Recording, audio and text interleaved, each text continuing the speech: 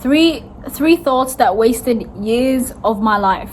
Procrastination is not about laziness. It is about being in the wrong state of mind, in the wrong thoughts for way too long. Here are 3 things that caused me years on procrastination for me. So let's get started. My desires are complicated. I don't know where to start. Am I even ready? Listen, if we had to dissect this, we would be here from today to tomorrow. No one is. We have to be logical, analytical, but also like, I have to hold your hand with this one and say like I have to say as it is. No one was ever ready. Everyone that you see, as they were doing certain things, they would just know what to do, or they would get help, or whatever the case might be. You just have to start, and then you'll figure your way out.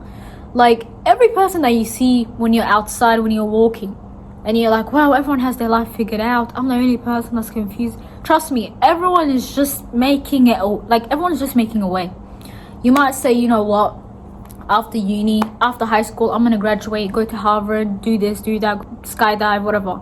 You can be self-calculated, but that is the beauty of life. Life will surprise you. Life will surprise you, and I ain't talking about no Kinder Surprise.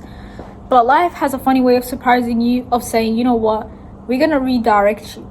You think you want this, but we'll redirect you. You'll still get it, but it is about your perception. It's about your mental attitude. How do you handle situations when things do not work out for you?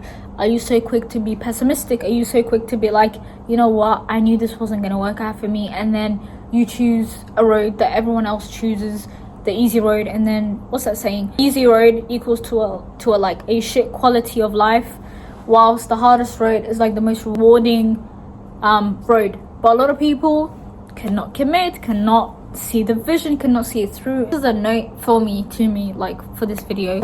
Whenever I feel like when it comes to this YouTube thing, when I'm recording, sometimes I feel like giving up, but then I'm like, you know what, sometimes if I don't feel like I'm doing what I need to do and my vision is there, I'm gonna still have my vision and be like, you know what, even if I can't get it today, that is still my vision.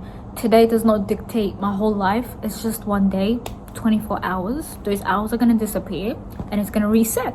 So don't let something small be something that clouds you or dooms you for the rest of your life, because it's never that deep. And like I keep saying, your perception is a big thing. Trust is a big thing. Also, I thought to get started you had to feel a certain feeling. It's like to be like euphoric or on some, I don't know what the feeling. Even, do you see how like even if you had to explain to me what does being ready feel like, I wouldn't even tell you, because there is no feeling, there's just action. You have to keep at it, like, and keep in mind, feelings change. Why would God create? Imagine if humans were happy all the time. Do you know how boring life would be? Do you know how similar we would be?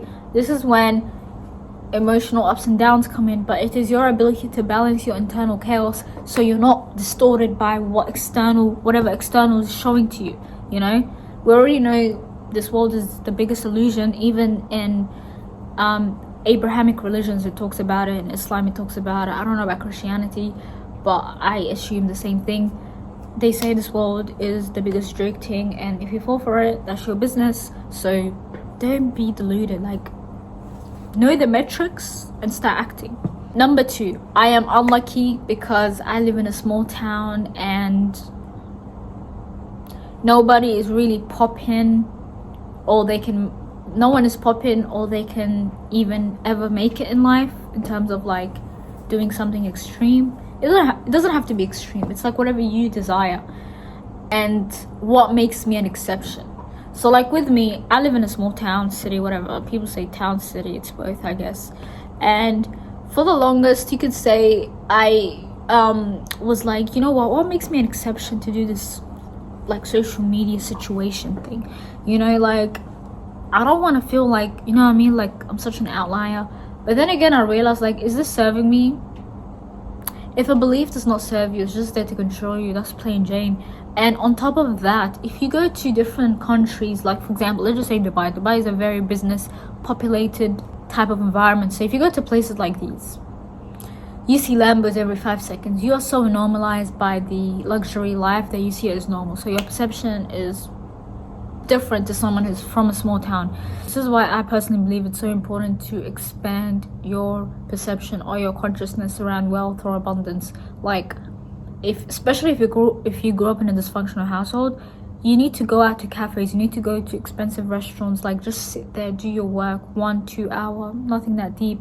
Familiarize yourself with what financial freedom looks like, because you can want it all you want, you can do all the work, but if you don't position yourself where you believe that it is easy to attain or it's attainable, you will constantly feel like you have to always prove yourself, and like, you know what I mean?